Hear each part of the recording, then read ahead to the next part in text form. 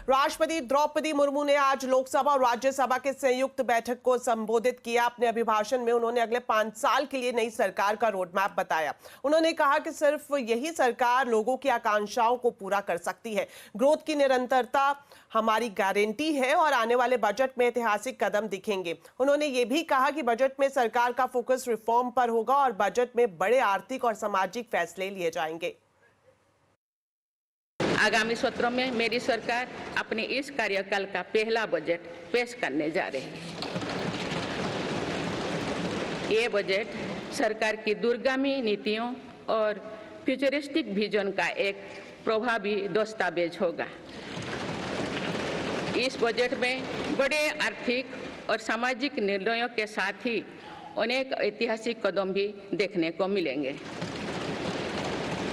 भारत के तेज विकास की जन आकांक्षाओं का पूरा करने के लिए रिफॉर्म्स की गति अब और तेज की जाएगी। मेरी सरकार अर्थव्यवस्था के तीनों स्तंभों मैन्युफैक्चरिंग, सर्विसेज और एग्रीकल्चर को बराबर महत्व दे रही है। चाहे सेमीकंडक्टर हो या सोलर हो, चाहे इलेक्ट्रिक व्हीकल हो या इलेक्ट्रॉनिक्स गुड्स हो, चाहे ग्रीन हाइड्रोजन हो या बैटरीज हो, चाहे एयरक्राफ्ट कैरियर्स हो या फाइटर जेट्स हो, भारत इन सब सेक्टर्स में अपना विस्तार कर रहा है। तो राष्ट्रपति द्रौपदी मुर्मू ने अपने अभिभाषण में क्या बड़ी बातें कही हैं, इस पर ज्यादा जानकारी के लिए जुड़ते हैं मेरे वरिष्ठ सहयोगी लक्ष्मण रॉय से। तो लक्ष्मण जी, आपसे जानना चाहेंगे राष्ट्रपति ने अपने भाषण में कौन सी बड़ी बातें कही हैं और आगे के लिए इससे किस तरह के संकेत मिल रहे हैं? देखिए, राष्ट्रपति ने जो बातें कही उससे दो तरीके का रोड मैप निकल कर आता है। एक, जो अगले महीने बजट पेश होने वाला है उसमें सरकार क्या कुछ बड़े कदम उठाने वाली है, और दूसरा, बजट के अलग हटकर भी सरकार का फोकस किस में रहने वाला है। तो सबसे पहले बात बजट की करें तो उन्होंने साफ कर दिया है कि इस बार के बजट में सरकार आर्थिक रूप से भी फैसले उठाएगी, सामाजिक तौर पर भी फैसले उठाएगी और ऐतिहासिक फैसले उठाएगी, जो इस बात के साफ संकेत है कि इस बार का बजट काफी महत्वपूर्ण होने जा रहा है। भले ही ये चुनाव के बाद का बजट हो, लेकिन सरकार यहां पे बड़े फैसले लेगी। और रिफॉर्म के फैसले की बात जब की गई तो उन्होंने एक तरह से इशारा भी किया कि ये रिफॉर्म सोशल सेक्टर में होगा, डिफेंस सेक्टर में होगा, और एक और महत्वपूर्ण बात कि रोजगार पर उन्होंने खास तौर से फोकस दिया।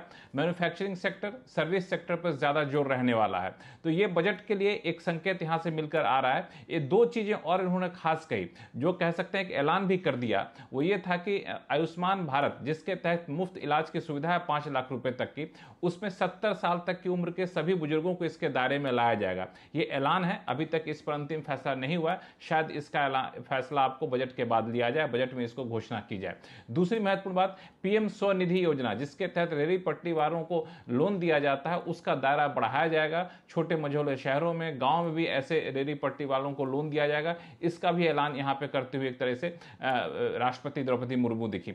लेकिन अब यहां से जो संकेत निकल कर आ रहे हैं वो ये है कि चुनाव में अपेक्षा के अनुरूप वोट नहीं मिलने के बावजूद सरकार अपने रिफॉर्म एजेंडे से पीछे नहीं हटेगी, ये उन्होंने साफ कर दिया है। तो आने वाले दिनों में सरकार की कोशिश होगी कि कहीं से ये ना दिखे उन कदमों में कि सरकार अपने पिछले के रिफॉर्म एजेंडे या फिर पिछले की रफ्तार से कहीं पीछे हट रही है।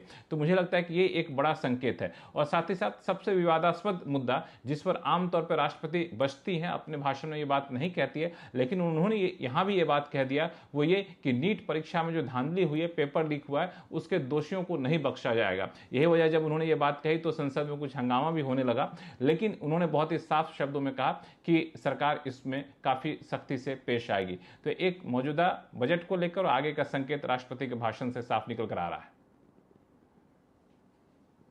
शुक्रिया लक्ष्मण जी इस पूरी जानकारी के लिए। तो जिस तरह से लक्ष्मण जी ने जिक्र किया कि राष्ट्रपति द्रौपदी मुर्मू ने अपने अभिभाषण में पेपर लीक का भी जिक्र किया है।